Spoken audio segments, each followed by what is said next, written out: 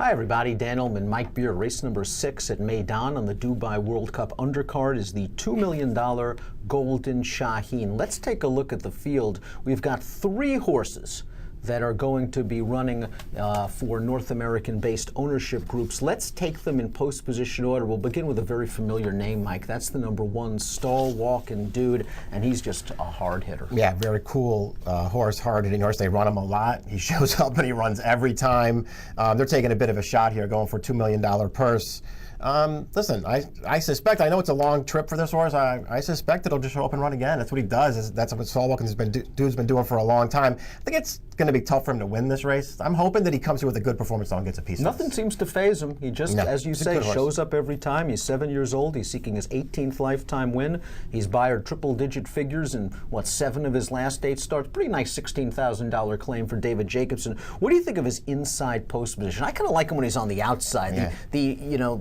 Sort of vintage stall walking dude move as he cruises up on the outside. But I think if Florent Geroux can get him to the outside at some point, he'll run. Yeah, he's going to have to hope, I guess, some of the speed clears him and he can find his way to the outside, because I think you're right. He probably prefers that kind of running, and then we'll just see if he can get there at the end. St. Joe Bay is the number 11, and Peter Miller's finally figured out St. Joe Bay, and it's the simple fact that this horse is a sprinter and not a turf horse or a 2-turn runner. He's won his last 3 races, albeit against weak graded stakes competition, the last 2 graded stakes caliber. I mean, he only beat 3 other horses last time out in the Palos Verdes. He's going to have to gain 10 pounds, or at least carry 10 more, 132 pounds. He does at least have speed, and that's going to put him in good stead. Right, I think that's the biggest advantage that maybe he has, because this doesn't look like a field with a ton of pace in it. I guess he's going to be going, and then we'll see how good he really is. I suspect that you're right. I suspect, even though he's a multiple graded stakes winner, I suspect he's not really a graded stakes quality sprinter, but he's pretty good. He's in good form. Of the North American-based trio, I prefer the 14 Mind Your Biscuits, who won the Malibu 2 starts back in his first start for his new barn, his first start as a 4-year-old. He ran really well as the beaten favorite in the Grade 3 Gulfstream Sprint. I thought Joel Rosario was a little bit too confident handling this horse into the lane, but he fired late. My one concern is I think 6 is a little sharp for him, and how is he going to close around 13 other horses? What kind of trip can Rosario pull from the outside? Because if he's aggressive, it's possible he's a little bit closer than he usually is, and he's got to go very wide. Yeah, you almost got to hope that he doesn't get too far out running this race, but a trip more like the trip that he got in the Malibu, where he was never far away from that pace and still closed down a pretty good horse in Sharp Azteca. Something like that would work really hard for him. I agree with you.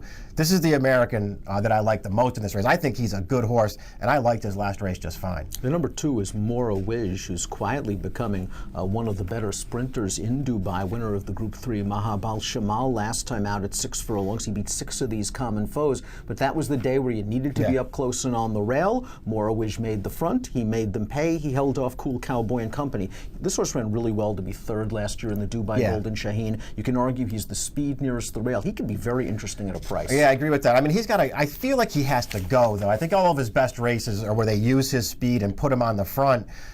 It's going to be, if he is on the lead in the stretch, it'll be a pretty desperate last furlong for this horse. I'm not sure he really wants to go 6 furlongs. He seems like more of a 5 furlong horse, but they should be sending this horse and just trying to wire this field. It's a shame that the 3 Wild Dude hasn't really gotten back to his best form. He was a multiple Grade 1 winner in the United States in 2015.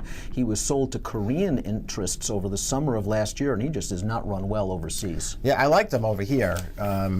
His form, especially in Dubai, this last 4 starts, doesn't do that much for me. Moor Wab is the defending champion of this race, obviously won it in 2016. He's come back with a couple of good efforts, although last time out in the Mahabal Shamal, if you want to argue maybe the track was up against him fine, I'm just not sure he's in the same form he was in when he upset it last year. I don't think that he is. I mean, I don't really want to be too hard on him for the last one, because you're right, maybe he was against the track. They rated him, he was 4 wide, he didn't fire at all. I have a bigger problem with his race 2 starts back. I don't know how he didn't win that day. He had a perfect trip. He made the lead at the top of the stretch, and he got run down at the end with no excuse.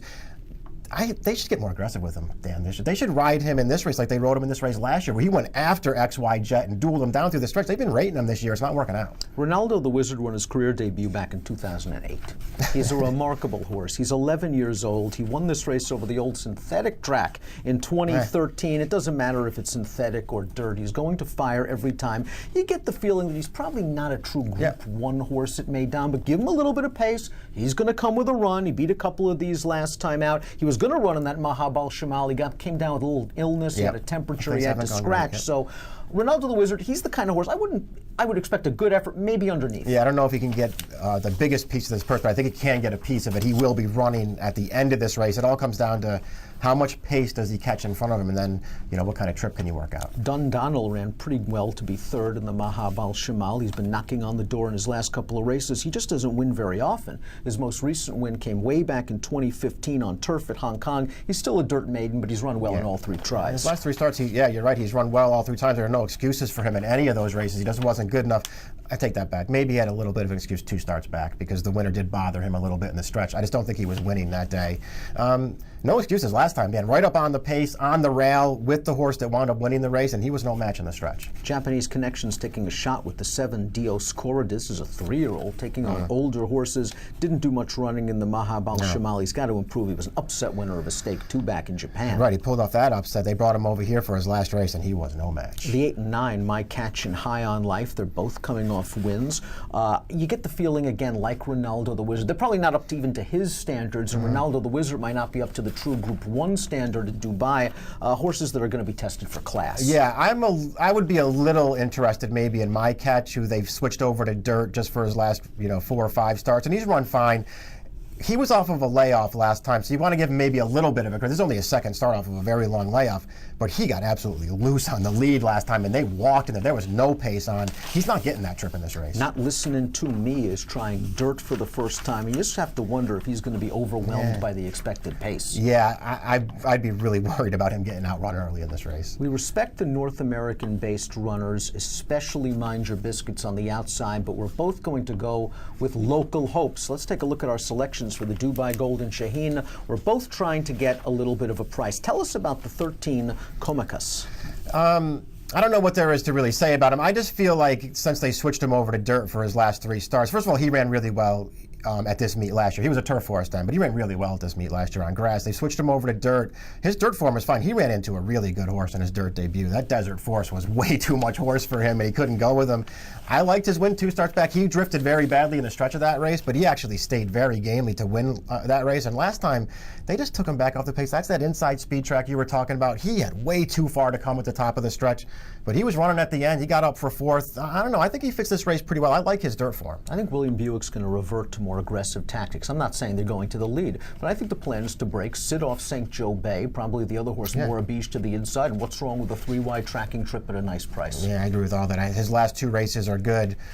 He got the better of Morabige 2 starts back, and that was on the square. He beat that horse. I thought he ran fine last time. He was never catching Morabige on that speed favoring track, but he made a game run at it. I'm going with Cool Cowboy, the number 5. This horse won a Group 3 at Meydan 2 starts back. He took down Morabige, who might be a little bit off form, wild dude. But last time out, again, he caught that speed track. He angled 3-wide turning into the stretch, and he really tried to come after Morabige late. He just ran out of racetrack late. Like Comacus, the 13, he's got enough speed to stay close, and I think there'll be at least a little bit of pace. Yeah. He's in good form. He was always a nice little horse when he was over here, a multiple stakes winner on dirt. During the last year's carnival meeting, they kind of stretched him out to they tried to make him a miler, third in a Godolphin mile, so he wasn't embarrassed at a distance that was a little bit too far for him. This is what he wants to do. I think a good trip is coming. He's 7-1 on the international odds. I'll take a shot with Cool Cowboy. Mike's going to go with the 13 Comacus in the Dubai Golden Shaheen. 5, 12, 2, and 14 for me, and the approximate post time for the Golden Shaheen is 10:35